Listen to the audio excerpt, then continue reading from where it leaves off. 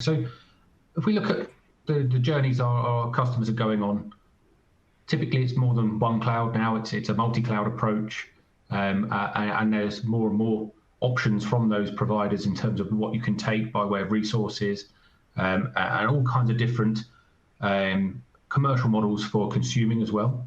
So if I was in my journey now and I maybe have 1, 2, or 3 cloud providers, I'm managing them siloed in the way you've described through their own management interfaces. I've got 3 different bills coming in, etc. What can an organization do today to start that focus on optimization?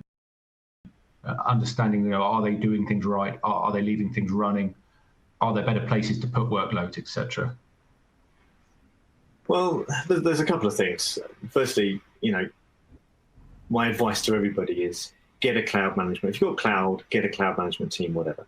Okay, wherever you are in your journey, because you need to get a picture of the holistic view of all of your cloud. You'll be surprised at the information and understanding you get to have this single pane of glass to bring it all together.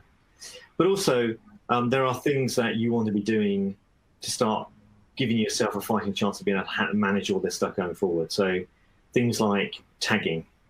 If you haven't got a tagging strategy, then you need to get one, whoever you use, because this is going to be the central focus for everything that all management does, whether it's manual with your engineers or whether it's using tools. And this is essentially giving a label to every single piece of your infrastructure in the cloud, whether it's a piece of software, whether it's SaaS, whether it's PaaS, whether it's networking pieces, whatever. Give them all a label. Give them what's the application that this is being used with, what team is it for, what function, what country, whatever. Get your tagging thing right, because that's going to provide you a great foundation for being able to do all things cloud.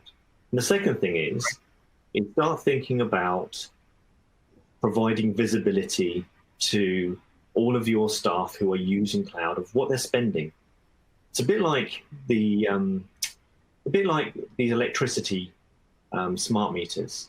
Show your people what is being spent, because the problem with cloud is so easy to buy and to use and to spend money on that there's very much a mentality. What you find is when you start digging in, there's a mentality of, well, it's not really my money, I don't really care. Yeah. But this concept, we call it show back.